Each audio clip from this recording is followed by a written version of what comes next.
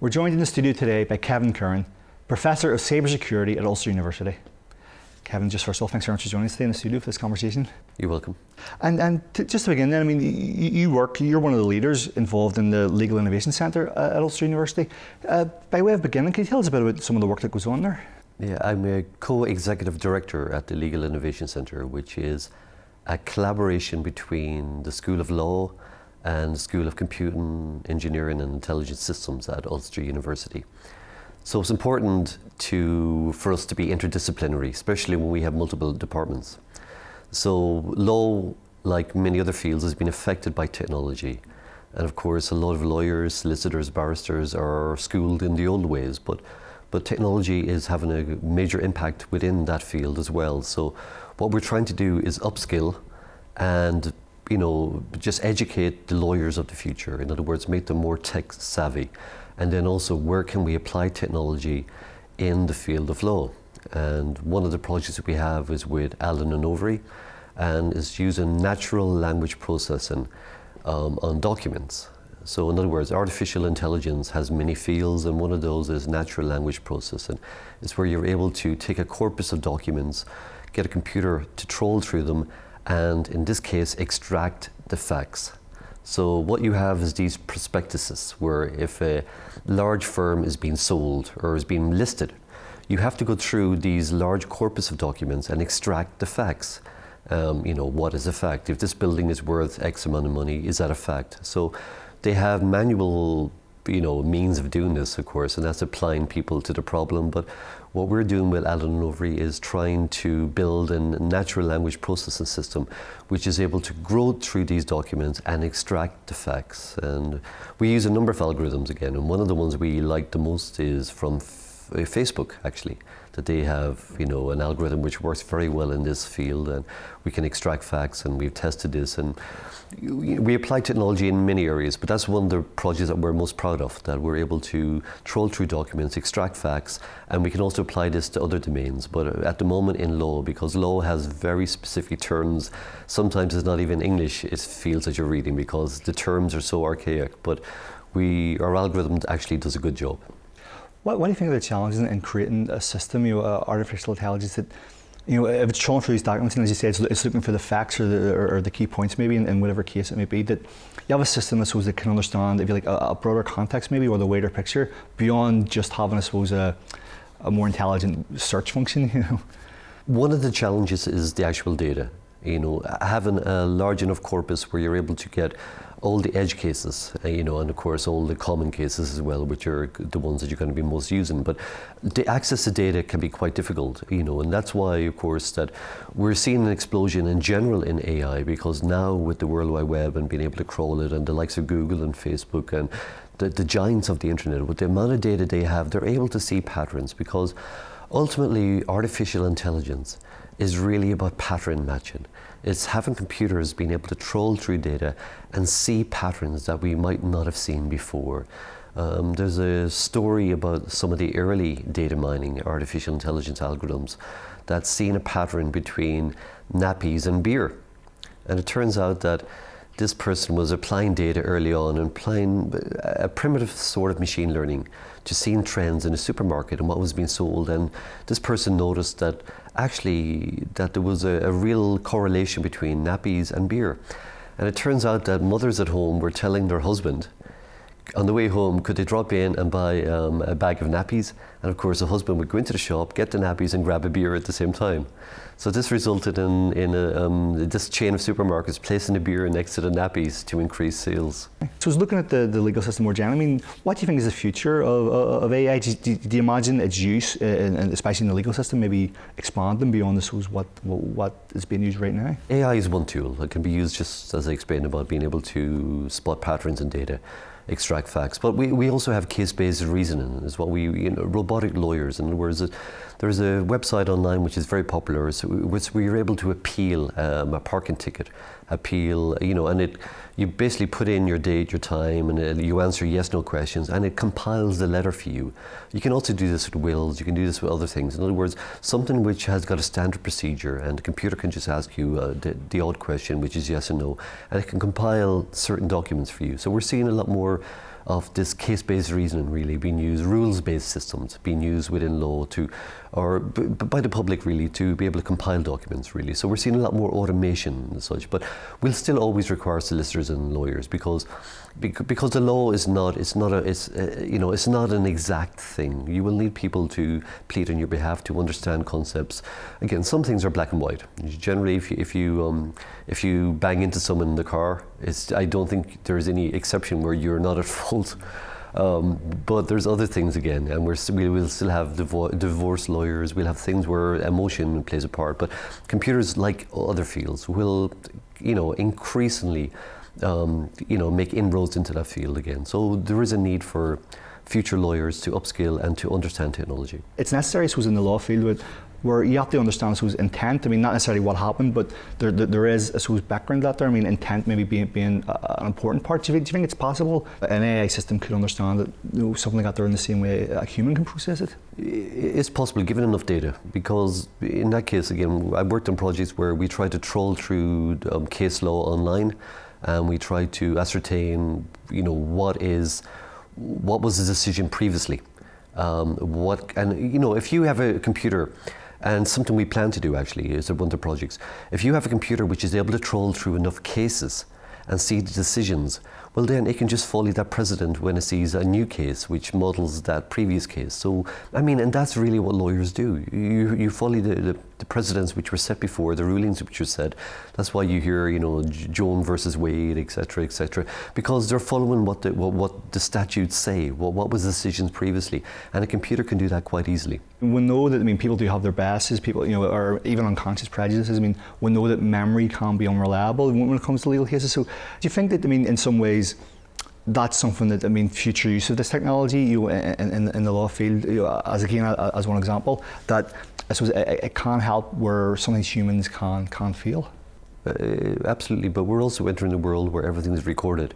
Everything is being monitored, you have sensors, it wouldn't be unusual in the future that you might be familiar with the car cams really, which record crashes and are able to backtrack when a crash occurs, and you can see all these things. And there's YouTube channels dedicated to these things, but also our phones will do the same in the future, that whenever incidents happen, it'll be able to replay and record and play back, and and then, like everything that might have been concealed previously will be open for view, that we're moving towards a 24/7 surveillance society really, where again that opinion will matter less because everything is captured. Given the way automation in particular continues to develop, especially in the legal field, one area where people always raise the example is driverless cars, which are becoming more and more popular. And the idea being, if a driverless car is involved in a crash, how do you assign responsibility? Is that something? Given I suppose the growth of automation in particular, and it probably broadening, it's broadening use in society. How do you suppose you start working around those challenges maybe?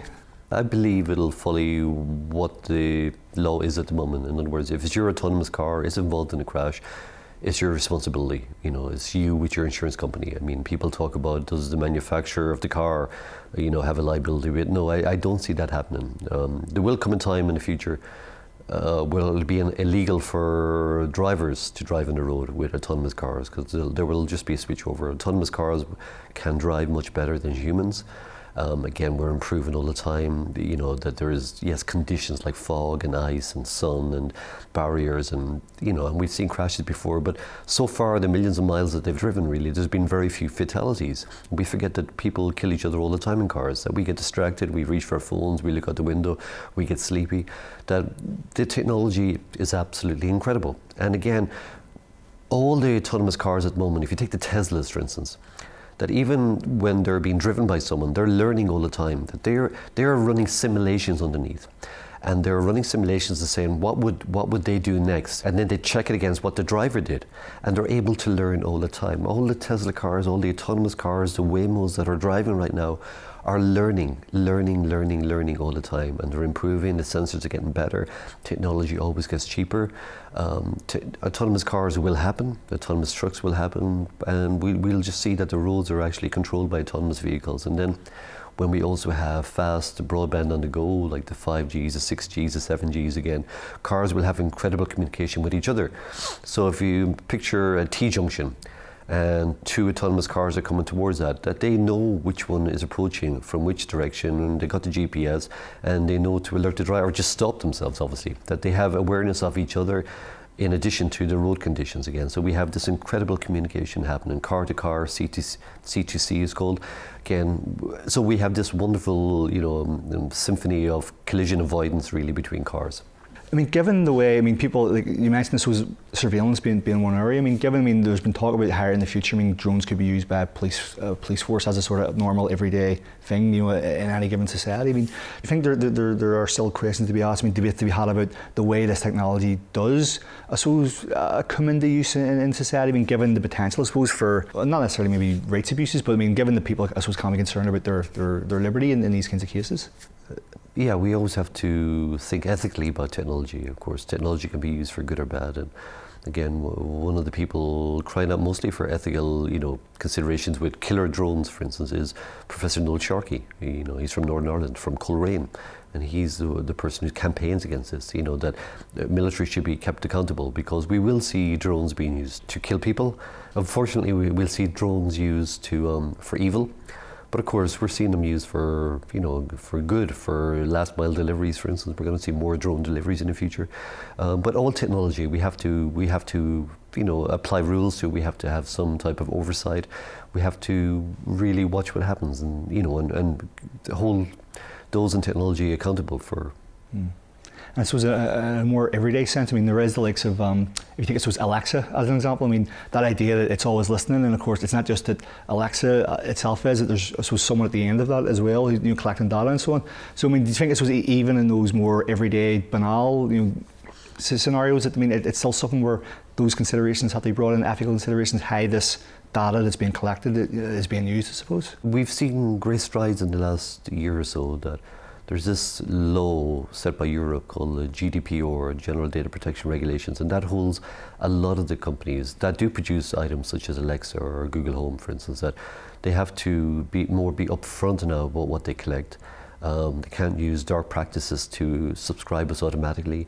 They also have to keep our data secure, and if they lose their data, for instance, if they're lax with our data, they can face fines up to 20 million or 4% of the turnover. And we're seeing the likes of Google and Facebook face incredible fines at the moment. So again, we've finally moved to where companies are being held more accountable, because these are the ultimate surveillance devices, your home assistants somehow. And some people do believe that they're listening all the time, and they're waiting for the keyword, then they listen. And then, yes, some of them, like Amazon, do keep the recordings, as you say, on their server, but you can delete them, of course. But again, there's worries that people have that sometimes about their phones, or are they always listening because they see certain ads. But that's not the case. Your phone is not listening unless you're using an app which, for that case.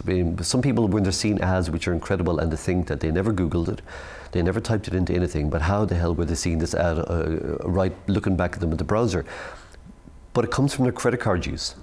When you go to a shop and you buy something with a credit card, that is sold onwards to third parties by your credit card company. They've been making money like this for years. So we have been tracked even before technology. Again, so some people don't really understand how they're being tracked, but sometimes you're tracked in the real world without even using a digital device. Cybersecurity is one of your main areas of expertise and research. And what do you see as the role of cybersecurity? How important do you think it's become in our daily lives, even if we don't notice it? That idea that cybersecurity is always something that is being considered. Someone is looking at that, at how cybersecurity has become, again, a core part of our lives as well, and our security. Security online, as in cybersecurity, is just as important as security in real life. That's why we have police forces.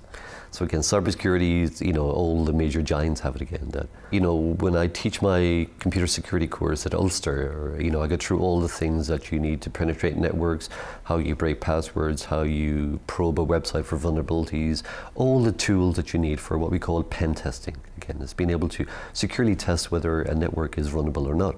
But of course, this is what the hackers use as well. But to be able to defend a network, you have to know what the tools the hackers have. But at the end, I tell them the most important thing you can do is update your device. Update your phone, update the software when it comes in, because not only are the bad guys out there with all the 0 days, the exploits, but also Apple and Google and Microsoft have some of the best security experts in the world. And every month, for instance, Microsoft on the second Tuesday of every month release Patch Tuesday. And that's where they fix flaws, but also software vulnerabilities. And they've released them, and whenever you update your system, it's hardened. But of course, you have legacy systems like Windows XP, Windows 2000, Windows 98. All these systems are still out there and people are still using them.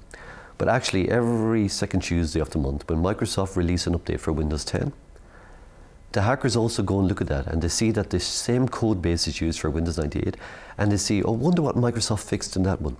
And then they go through it and see, oh, I see there's a vulnerability in XYZ. I wonder, is that still the same in XP? And lo and behold, Windows XP, Windows 7, all these operating systems which are no longer updated become weaker and weaker as the days go by.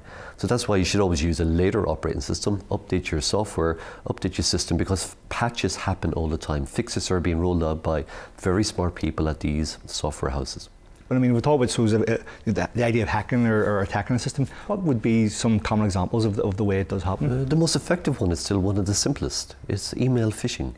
It's where you get a spear phishing, especially, and you get an email in and you click here, and especially there's a chart of which of the most popular companies being faked in emails again. At the moment, it's between Microsoft, Netflix, and PayPal, for instance. There you get these emails in, and there's a problem with your Netflix account, and if you're not careful, you just click on it because you want to watch your Netflix that evening, and you're brought to a phishing. So phishing actually still is, and of course the schemes where companies try to train employees, the IT department send out fake phishing emails, and if the employee clicks on that, they're brought to a website educating them. But of course it takes time, and only a liar says they haven't clicked on a phishing email.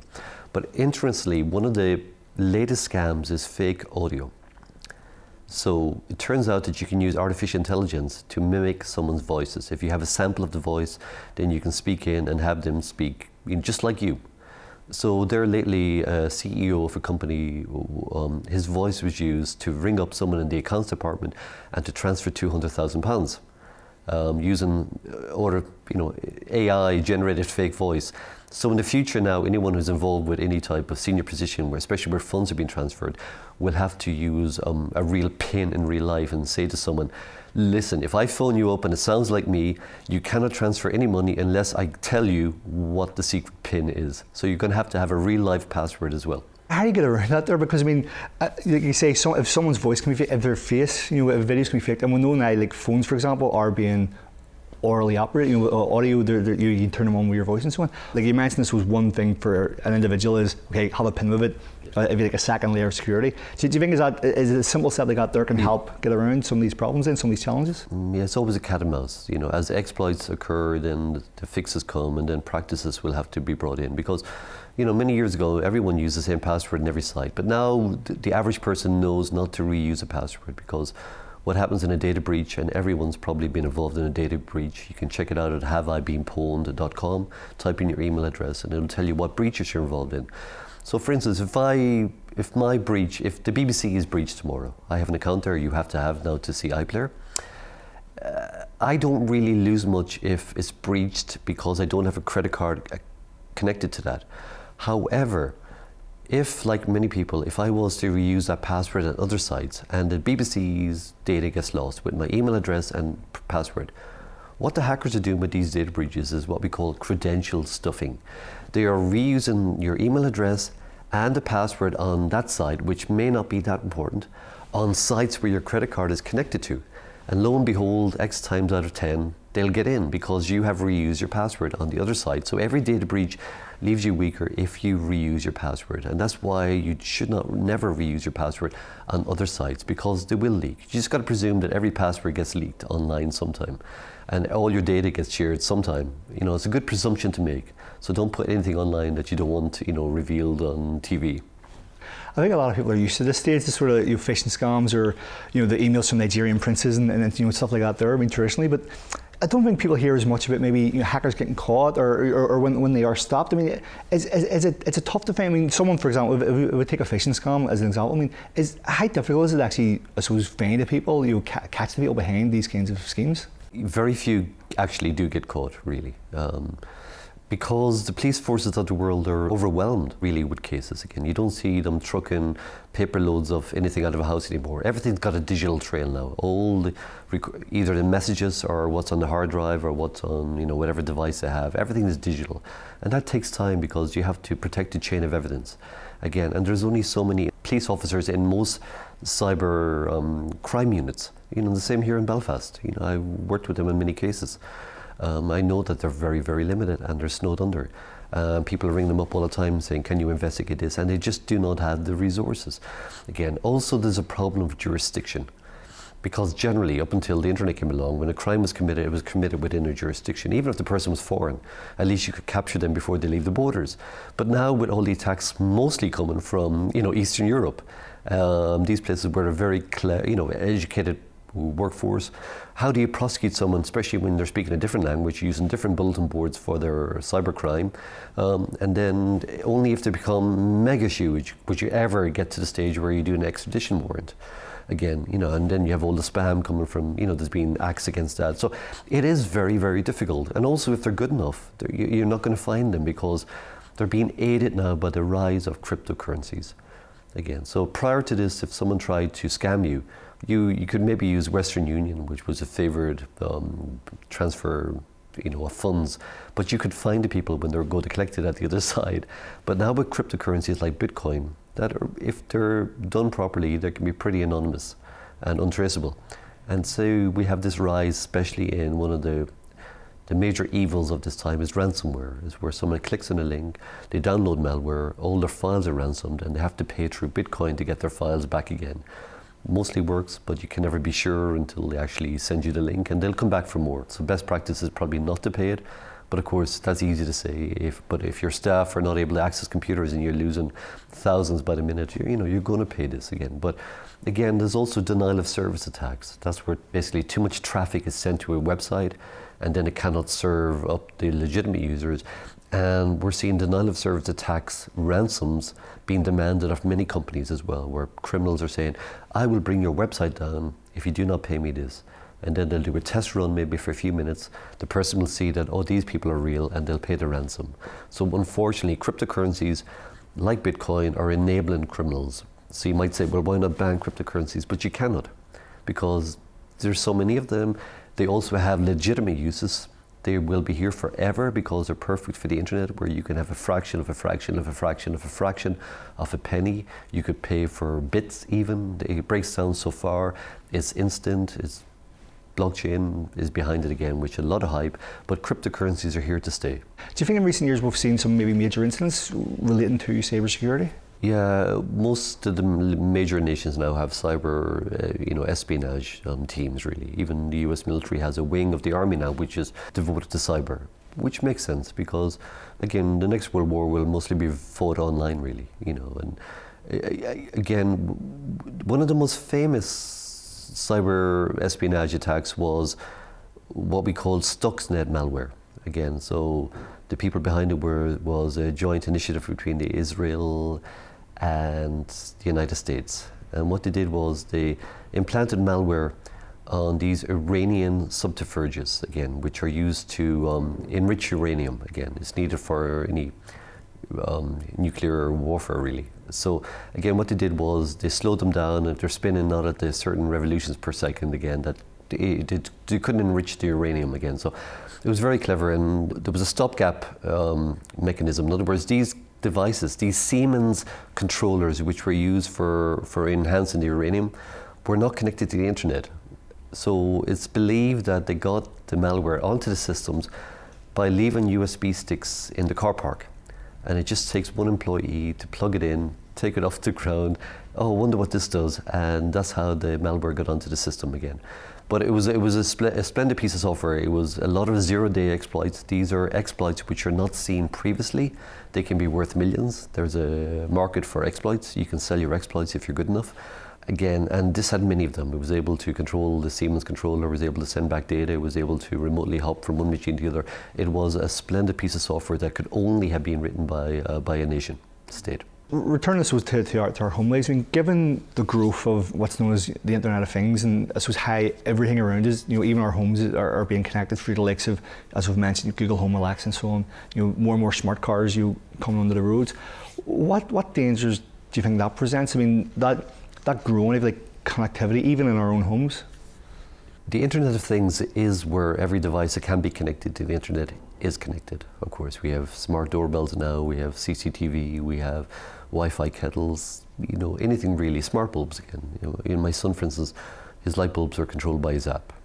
Again, so the problem there is that a lot of these devices are sold without any security roadmaps. Updates are not being rolled out because they're just trying to make a quick buck. Again, so that's the problem. A lot of them do not have that their embedded systems with small memory are not able to run even what we call good encryption algorithms. Again, and that is a problem because it only takes one weak point in the network for an attacker to enter through. So there was a casino in the United States that the database was hacked because they got in through the thermometer in the fish tank, which was connected to the internet. Again, so there's an example of an Internet of Things device being a weak point in, and again, they might have had the best network security in the world, but the thermometer let the hackers in. I mean, given right now we're seeing, I suppose, the rollout of 5G at the minute, which in the future could become 6G, 7G and so on. What do you think it itself might mean, in terms of its rollout, and what it might mean for us and how we use technology, in the near future? 5G is ultimately broadband on the go, super fast broadband, speeds up to 2, 3, up to a gigabyte really. I mean, these are incredible speeds. The problem, however, is that it requires a lot more deployment of base stations because the waves, the frequency it uses doesn't penetrate as far as traditional 4G. So again, that will cost operators a lot of money. So it'll be a while before we see it outside the major cities, and that will be a problem. Again, there's a cost there for the operators. There's also pricing as well. The tariffs at the moment are quite large, but ultimately, if 5G was rolled out the way it should be rolled out, and it had a large enough, wide enough geographical displacement, it actually is exceptional. It really is the future. Artificial intelligence is there, it's being used in different fields, and now you're seeing, I suppose, even people, the likes of, I suppose, Facebook, Google, different tech companies are talking about not just AI, but ASIs now, artificial superintelligence and so on. How important do you think, when it comes to cybersecurity, the idea of security from maybe machines or technology could continue to be into the future? I mean, given the way this technology is developing at such a fast rate. There's a lot of people who worry about artificial superintelligence, really, that they believe that there'll come a moment where computers will just become, in an instant, smarter than humans and take over again. It's an interesting concept, but I don't think I'll be alive for that. But we use AI, for instance, even within cybersecurity, because again, that it's able to spot patterns. We use it for anomaly detection on networks, being able to see if something is being out of the ordinary. Why is someone, and it can raise alerts for a human operator, because modern networks, especially in a large organization, are so complex. You have so many devices connecting, you have different remote connections coming in, you have different events happening. It's almost impossible for a human to be able to see any anomaly, but machines again can spot patterns in data and raise alerts, and again, we're seeing it there. So it's possible that we'll use AI to protect us from AI, but I think the real super AI is a long time into the future. Just to conclude, I mean, given all of the work that you do in this field, I mean, given as well how quickly the technology is continuing to develop, and how do you find the job as was trying to keep track, trying to keep the top of the way that technology does continue to develop without stop? Yeah, you can never keep up. I'm always envious of people who study something like geography or history, because I believe that as they learn, they're just accumulating facts, and that they can get to a pretty comfortable level where they believe that they know a lot about their subject. But with technology, because it changes so quickly, it can be almost impossible to know a lot about a lot of areas. So what I do is stick to my own area. In other words, when I drive, I don't listen to anything but my tech podcasts. When I run, I listen to tech podcasts. I scramble to keep up again. But of course, I'm building on a foundation of having, a computer science degree and then a PhD within an area. But it can be really difficult to keep up again. And we're constantly having to change our subjects. But of course, that's par for the course again, that we're in an interesting area. There's a lot of work out there. So we can't have it both ways. But again, we always are constantly trying to upskill ourselves. And so where can people find out more about some of the work that you do? I have a website, kevincurran.org. is where I post some articles in any media I've been involved in. And they can also follow me on Twitter at Prof. Kevin Curran. Well, Kevin, once again, thank you very much for joining us today for this conversation, and good luck to you in all of your work. You're welcome, Curran.